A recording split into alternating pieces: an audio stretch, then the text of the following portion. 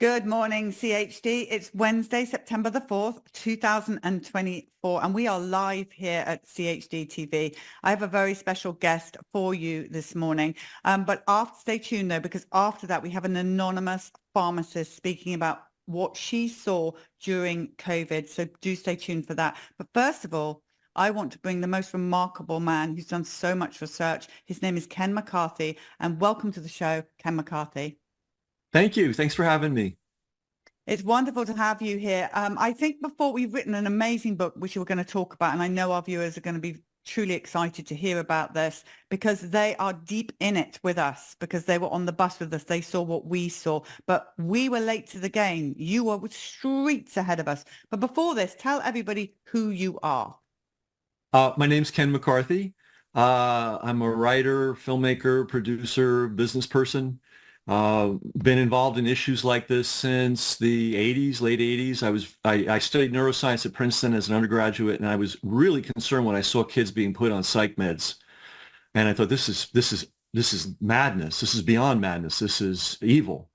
And so that sort of cued me in that something was very wrong with our medical system, and they haven't let me down. They just keep rolling along with atrocities. So let's put the front cover of your book up again so people can see this book. I don't know if any of you have heard of this book before, but it's one that we need to get. What the Nurses Saw. There we go. So Ken, what did the nurses see, and why did you write this book? Well, I saw Erin Olszewski, also known as Nurse Erin, on YouTube early. I think it was May 2020. And like a lot of, not like a lot, but like some medical professionals, she was really alarmed by what she was seeing in the hospital that she was working in, which happened to be a public hospital in New York City. And I thought, this is really kind of dramatic. So I called her up and interviewed her, I believe it was in June. And I got into some really technical things that had been left out of the other interviews. You know, what is intubation? You know, how are you supposed to care for patients, et cetera, et cetera. And then I interviewed a fellow, and I wrote his name down so I don't forget, Kevin Corbett, a nurse with 40 years of experience, PhD, nurse educator, and he laid out that the same things were going on in the UK. And so I thought, okay, someone's going to pick up on this because I'm not a professional journalist, you know, and someone will get this. And of course, we have to remember this was a chaotic time.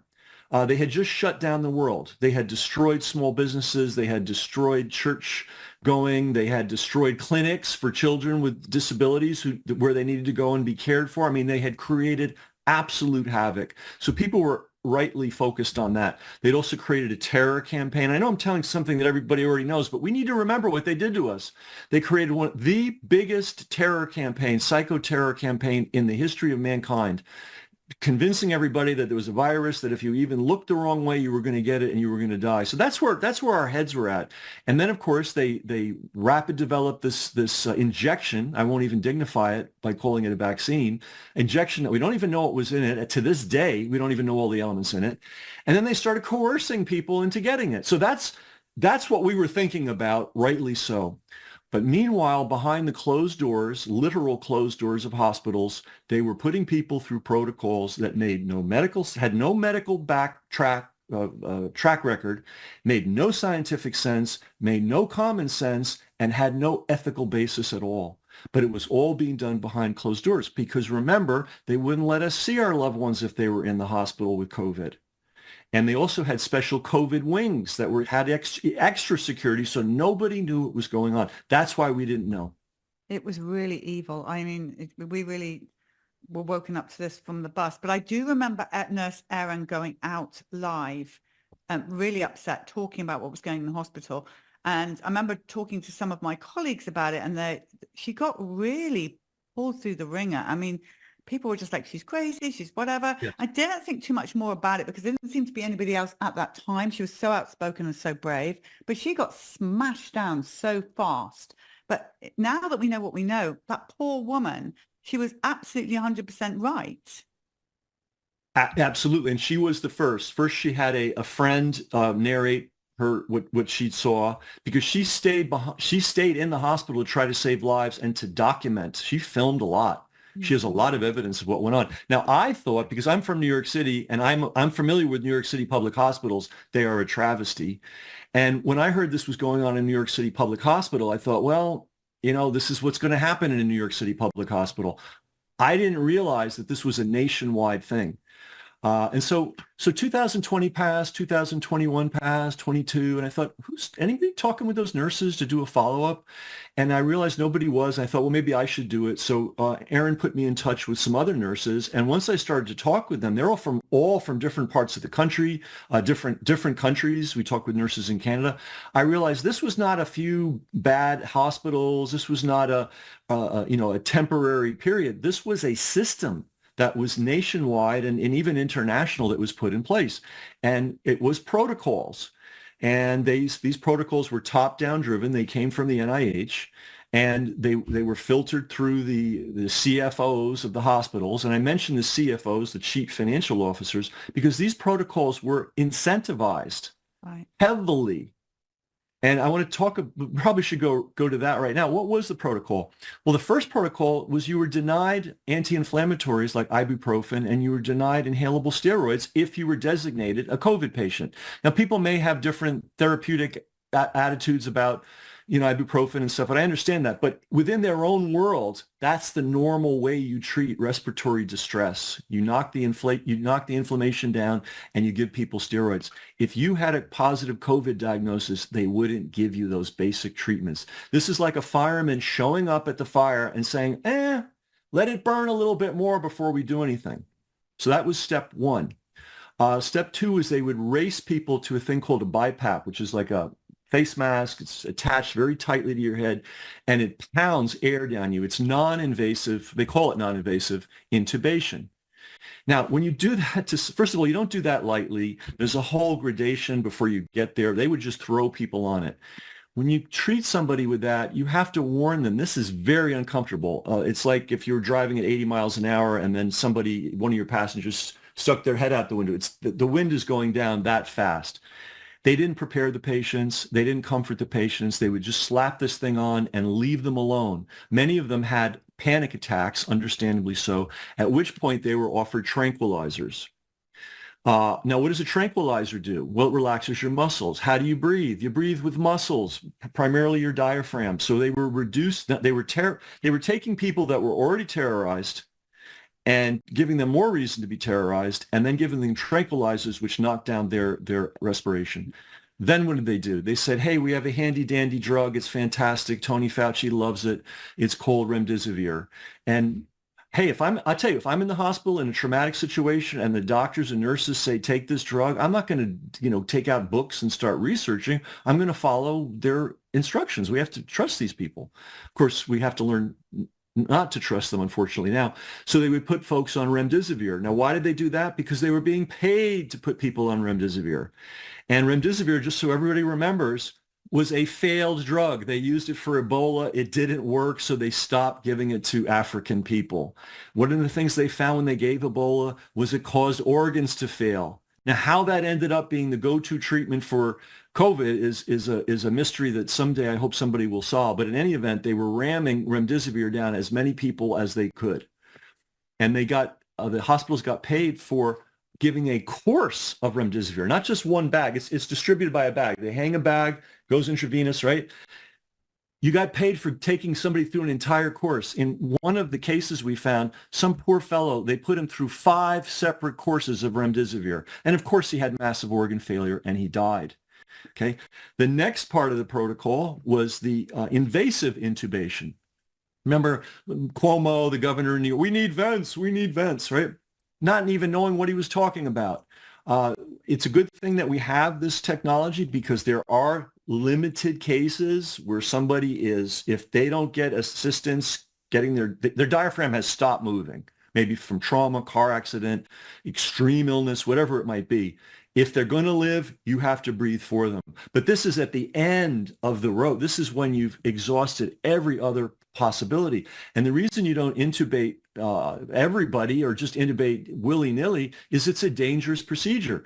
Number one, you have to get a pipe down somebody's throat. And the nickname for it among the hospital people is the garden hose. It's large. Then you have to give somebody a feeding tube. Okay. It's semi-dangerous inserting these things down people's throats. You can cause abrasions, you can cause bleeding, infections it's not something you want to do unless you have to do it, right? Now, also, and this I didn't realize until I talked with Aaron back in 2020. You don't just take a pill and then they intubate you. They hang bags of all kinds of drugs, anywhere from 5 to 15 different drugs. Number one, they need to have an analgesics or a suite of analgesics, including fentanyl, because the pain, imagine the pain of having this thing down your throat is severe. They also have to give you antiparalytics. Now, what's an antiparalytic? It keeps you from moving, because even with all the analgesics in the world, you're going to move around if somebody sticks a thing down your throat. So they'd paralyze you with drugs. Those are another bags hanging, going into you continuously. And then they'd give you drugs to just knock you out. These are drugs. These are powerful drugs. And again, somebody might be on 5 to 15 bags simultaneously. Now, there's supposed to be a respiratory therapist watching you carefully. Under normal circumstances, a respiratory therapist would only try to manage 4 or 5 patients. On some of these places, they had one respiratory therapist for an entire ward of people. A recipe for disaster. And indeed, there was disaster. The other things, and of course, they paid. If you put a patient on remdesivir who had a COVID diagnosis, you got paid. If you did multiple courses, you got paid for each course. If you put somebody on the intubation, you got paid for that. Now, here's the really sinister thing.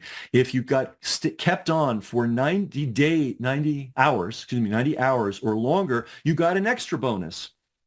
Now, every respiratory therapist will tell you, as soon as you intubate somebody, within 24 hours, you're testing to see, hey, has this person recovered enough that we can take them off the intubation? Because every day you're on intubation, you are closer to death. That's just a fact. You're not moving. Your only nutrition is basically sugar water, glorified sugar water, and you've got 5 to 15 different powerful drugs coursing through your system. You're not moving. You need to be cared for. You can't get up and go to the bathroom. And so it is not a good situation. So by what stretch of insanity did they incentivize hospitals to keep people on for 90 hours? But they did it. So basically, the federal government, and I'd love to know who was in that room planning out these protocols, because you have to visualize this. There was a bunch of guys and gals in a boardroom with a whiteboard figuring this out. Let's pay him for remdesivir. Let's pay him. That got sent to the I was going to say hotels, to the hospitals, and the hospital administrators, the CFOs, the money people, they run the hospitals. This is something that everybody's got to understand. When you go to the hospital, those are not your doctors. Those are not your nurses. Those are employees of the corporation. And these are corporations. They're not, charitable or institutions like they used to be in the old days. These are bottom line people. And when they got the money flag, they told everybody, do it. And the nurses, what you'll read in the book is when experienced nurses, we had one nurse, Nicole Sorotek, she'd been an air ambulance nurse. I mean, that's top trauma nursing. There's nothing higher. You fly in, you don't have any equipment hardly. There's a total disaster and you got to make things happen. When she said, hey, I'm not hanging any more remdesivir bags, I see that these people are dying, they immediately took her out of the ICU. Then we had a group, I don't know if you ever heard of this group. Oh, am I going to forget the name? It's in the book. Halo, Team Halo. Did anybody talk about Team Halo? Nope, never heard of them. Oh my God, unbelievable, Polly. Unbelievable. This was a group that was literally affiliated with the United Nations. Literally, the Undersecretary of Communications bragged about how she helped form Team Halo. They got a special pass from the social media group. So if you were a Team Halo member, you could say or do anything you wanted.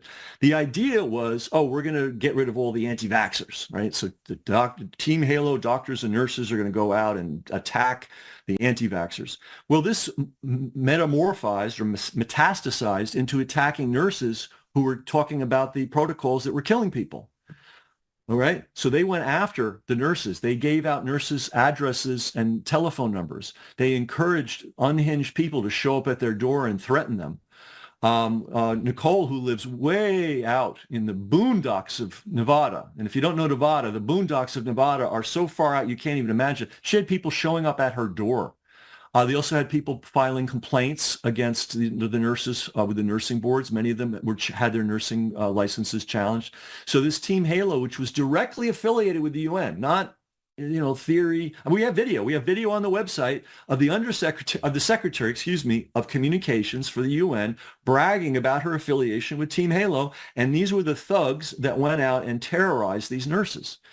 So not only did the nurses get abused on the job, they were all fired. Anybody that spoke up and wouldn't stop speaking up was fired. They were also tracked down afterwards and punished. They went through hell. They went through absolutely hell. And I want to say something positive, because there's not a whole lot positive about the story. The nurses that I interviewed are now doing very positive things. Aaron set up a clinic with an MD that treats people in a humane way. Kimberly Oberton has set up a medical advocacy company. And that's something I want to talk about, a new profession that we all should learn about, called medical advocacy. We all know if we're in legal trouble, right, if we have a civil suit or some criminal thing, right, we better get an attorney, because you do not show up in court by yourself trying to figure it out. I'm going to say this: if you need hospitalization or surgery or anything like that, you need to make the acquaintance of a professional medical advocate. We cannot go to these people anymore and just think they're going to take care of us, they're going to look after us. And don't be fooled, because the hospitals have medical advocates on their staffs. They are not your medical advocates. So a medical advocate will get on the phone with the doctor. And these are knowledgeable people. These are doctors. These are nurses. And they'll say, "Doctor, is this operation really necessary? Did you do the 5 diagnostics you're supposed to do? Could I see them, please, on behalf of my client?" Doctors do make mistakes, but they also sometimes are in a rush to do things. They sometimes overlook things. They sometimes skip steps. All this stuff goes on in hospitals routinely, even before COVID. And we all know about the arrogance of hospitals and the arrogance of the medical system. So you need a representative. So that's a takeaway for everybody. And we have resources on our website, which is called whatthenursessaw.com, where you can read about those kind of groups. Ken, one of the most disturbing things that we saw on the bus was the level of bullying. So the good nurses like Erin, etc., eventually were fired, I presume, or taken away or left. So we were left with not so pleasant nurses and doctors. And they talk about not being given water. When one of the first things you would need if you were suffering from any kind of respiratory illness is, you hydrate people when they're sick, right? No water, put in 4-point restraints, given paralytic drugs so they couldn't fight back. Horrific stories of abuse. Did your nurses talk about that at all? Had they left by the time that happened? No, they were horrified at the things they were seeing, at the way the other nurses and the doctors were behaving. Yeah, patients weren't being cleaned. Patients that were on intubation, which is a really terrible thing to do to somebody. Erin and her assistant would get patients to the point where they were almost off intubation. Then they'd go home because they had to sleep. And when they came home, their patients were dead. So yeah, the abuse, the bullying, yeah. And if you God help you, if they thought you were someone not vaccinated, very often they would disparage you. You have this coming. We're not going to go out of our way to help you. And yeah, they denied them water. They denied them ibuprofen. They denied them basic human care. And it was all behind closed doors. I'm really disturbed by, and our film does talk about this, but I'm really disturbed by, as I was sitting, these people would come and sit on the bus and they would say, I would hear in advance, it's a hospital protocol story. It's a hospital protocol death, so much death. But what disturbed me more than anything is the first question I would ask them is, did your loved one take the COVID-19 shot? No, 1,000,000 times no. I didn't have anybody sit on the bus that had taken, because of course, if you just took one Pfizer, your class is unvaccinated. You have to be totally up to date or whatever. Yeah. But it seemed to me, without a shadow of a doubt, that the unvaccinated were being targeted as they came into hospital and sent a different route to the ones that were the vaccinated with their pericarditis, myocarditis, whatever it is that was wrong with them, were treated so much more kindly, and they weren't given remdesivir on the bus. That's what we saw. Maybe you have a different story. Oh, wow, that's really interesting. We saw something very disturbing. Yeah, but again, we only did 8-9 months. Well, everything's sample size, right? So the bigger of a sample size we can get, the more people we can talk to, the clearer these patterns will become. And we really need, and it shouldn't be up to me, and it shouldn't just be up to CHD. we really need a large, full-scale investigation on the size of, for instance, the Church Committee. You know, when they looked into the assassinations of John F. Kennedy and Robert Kennedy and MK Ultra. You know, you had staff members full-time for months doing research. You had subpoena power. We need that level. So I don't think we have enough of a sample size. However, plenty of anecdotal evidence of people being verbally and physically abused. And by physically abused, I mean not getting treatment they're supposed to get because they were known to be unvaxxed. That's absolute. We heard that over and over. The stories are all the same. I mean, it's undeniable. I mean, I remember when I first heard Grace Shearer's story, Scott Shearer's story with his daughter Grace, and I thought, this is just barbaric and tragic, but it has to be an isolated incident. That's how I just my head couldn't wrap around that this was more than that. And then we did another one with Danielle, who also had Down syndrome, age 19. And then I'm thinking, are they targeting the disabled as well? I mean, I have a child who's 28 years old who's brain injured. I don't want him ever to go to hospital. I'm afraid for what they will do to him in hospital. Do you think people should be afraid to go into hospital in this day and age?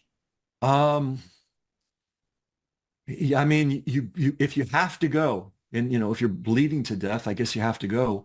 But if you have to go, you have to go armed with medical advocacy and maybe even an attorney, just in the background to make sure that they know they're being watched and that they're going to be held accountable.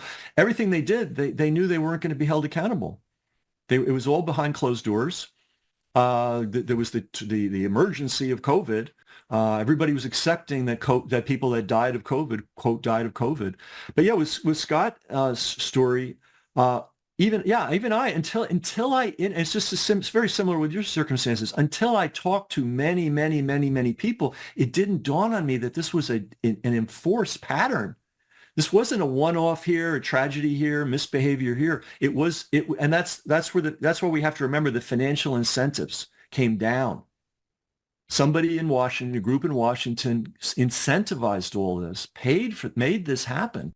Because the hospitals, you know, they're not charitable organizations. They want money, and they were given a lot of money to do what they did. And, you know, God help you if you were a nurse or doctor that said no. We're starting to hear from other countries around the world that say they didn't necessarily have remdesivir, but they had different types of things. But this seems to be a worldwide memo went out to all the hospitals around the world. This is not just America. And I think we're about to uncover something. And I know you again, and thank you for your work, Ken, because you were streets ahead of us. But I just wonder how many they killed. And my people, I call them my people, the people that came to the bus, they call it murder. I do too. In my subtitle, I call it medical murder. Here's why I call it murder. And we have to give our medical people some slack, right? Because it's a very, somebody arrives from a car crash and it's catastrophic and the person doesn't survive. Well, we're mortal flesh, right? Even the first couple of days or even a week and a half, they've been told this is the treatment, right? So they administer the treatment. But right away, the experienced nurses, the ethical nurses saw this wasn't working and immediately spoke up. So once it was obvious these protocols were not only not helping, they were hurting and even killing, I think then it becomes murder. That's why I call it medical murder. What do you think the most shocking thing you heard a nurse when you were doing your research? What shocked you to the core? Oh my God, there's so many. I know. I'll tell you a horrifying story, and this was something Nurse Erin told me. That the hospital that she was in is a low-income neighborhood. A young man, perfectly healthy in his 30s, came in with a panic attack, and he was having trouble breathing from a panic attack, not any infection. And of course, they were terrorizing us, and anybody that watched TV and believed everything they told us would be terrorized. So they put him through the COVID protocols. They intubated him, and they killed him. Yeah. And Erin was trying to didn't want him on the intubation, tried to get him off. She had to sleep, and when she came back to her next shift, he was dead. This was somebody that didn't have any kind of problem other than a panic attack. So I found that horrifying because young man, his whole life ahead of him, came to get help at a hospital, and instead of getting help, they murdered him. How can people follow you, Ken? How can we find out more about the work that you're doing or the work that you've done? Best thing for this issue is we have a dedicated website called whatthenursessaw.com. And you'll find out if you want to order the book, you can get ordering information there. You can also see interviews with the nurses. And then we did a lot of other interviews with a lot of nurses and a lot of families too afterwards. We didn't discover the families until after I wrote the book. I mean, imagine, I was like writing this book. It never occurred to me to talk to families because I was so focused on the one thing. But that's where I would go, whatthenursessaw.com. We also have resources where you can go and educate yourself on how to protect yourself if you or a loved one has to go to the hospital. That's wonderful. And then this is on Amazon, and people, I know you don't use Amazon or don't want to use Amazon, but remember with RFK's book and all the rest, we have to use Amazon.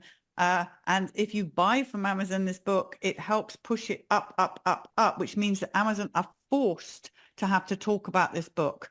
So it's kind of like, I don't know, playing devil's advocate with the dark side. So you kind of really have to do it. Well, and review it if you could. Well, remember, nobody would carry Bobby's book. I went to a dozen bookstores in my area and I was treated like a bum for even mentioning the book, let alone... Yeah. And if I could just tell you this one crazy anecdote, some bookstores denied that it even existed. I went to try to order it and they said, oh, we can't get it. Well, I know that's not true because I know Tony Lyons. I know Tony would ship the book overnight to them. So they were actually lying about. So that's why we use Amazon, not because we love Amazon. Well, I mean, I think you'll agree, to all the people that are watching or get to see this interview, to those that have lost loved ones through hospital protocol deaths, we will not stop. Between Children's Health Defence, Ken McCarthy, and the nurses that bravely speak out, we will not stop until some kind of justice is done. Because this is, I mean, I can't even find the right words, Ken, to describe what happened in the hospital COVID protocols. I can't. Yeah. So Ken, all right, thank you for coming on, and please come back on again. And any of your nurses that want to come on, we'd love to hear from them. But thank you for all the work you do and have done. And we will definitely be getting your book. It's a great birthday present for people. I think it's easy to read. It is. It's not technical. You just dive in and you can read a little bit here, a little bit there, and you'll get the gist of it.